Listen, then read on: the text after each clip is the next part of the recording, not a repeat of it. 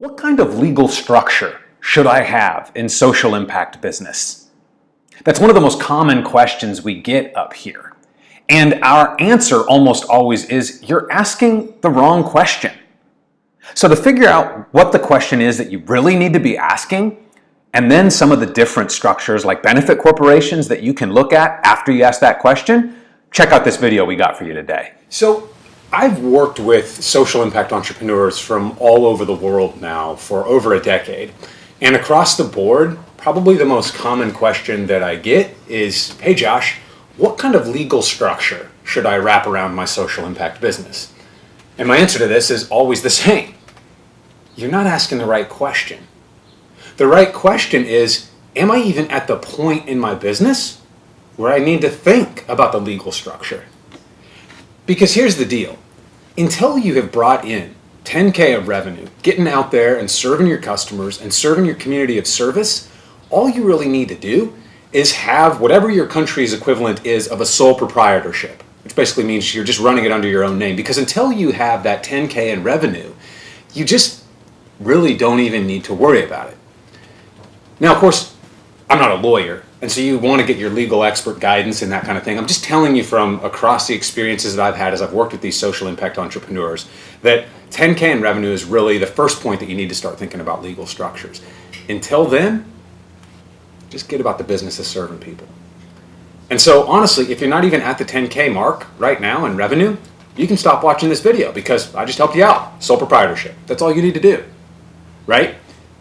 But if you want to learn a few things about the future, let's go ahead and I'll talk you through some of the structures you could look at once you hit that 10K mark. Don't forget to mention that it's the 10K mark. What? Yes, thank you, Rianne, for joining us. 10K mark, yes. 10K mark. When you've hit 10K, you can start looking at these legal structures. But until then, you're a sole proprietorship. Again, we're not legal experts. You got to consult your legal team, but this is what we've seen across our experience. So here are a few of the basic legal structures that we see out there that are specific for social impact entrepreneurs. Now, I know that we have folks tuning in from all over the world, so don't worry. The structures that I'm sharing with you, even though they might go by a different name, fundamentally, these are very similar across the board. So the first structure we have for a social impact business is something here in the US called a benefit corporation. But no matter where you find it, it's going to have these characteristics. Basically, what it means is that in the documents that found the business, no matter whether you have partners, investors, whatever, in the documents that found the business, it actually bakes that social impact in, right? So what that means is, technically, legally speaking, if that business is ever sold, ownership's ever transferred, that social impact has to travel with it. That's a benefit corporation. Probably goes by a different name depending on what country you're in, but that's the basic idea, that social impact's baked in. There's another one, and this is mainly here in the United States, but there are similar versions of it around the world. It's called an L3C. It's basically like a social good version of an LLC. And bottom line, that's generally can be a good idea if you're just a single owner. In other words, if there's not a bunch of partners and investors running around. But it does essentially the same thing as a benefit corporation in that it bakes the social good into the mission of the business. In other words, it says legally, we're not just about making profit. We're about this social purpose as well. That's an L3C. There are other ones out there that, and this is outside the US and a lot of other countries, where they would be called something like a low profit company.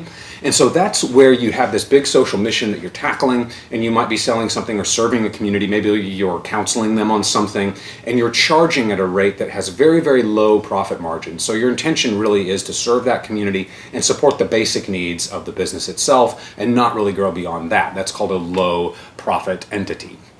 There's also a term out there called social enterprises, and in some countries there are legal structures around that.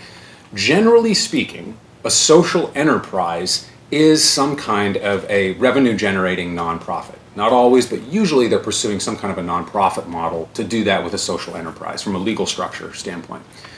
The last one, and this kind of comes under social enterprise as well, is a hybrid model. And that's where you have an organization that is existing, that is already a nonprofit, that then starts some kind of a revenue-generating arm. A very well-known example here in the United States is we have Habitat for Humanity that builds homes for low-income families. Well, it's all over the world, builds homes for low-income families. They have another organization called the Restore, where they sell construction goods to the public. Revenue coming in from that comes back to support the nonprofit. That's what we would call a hybrid model.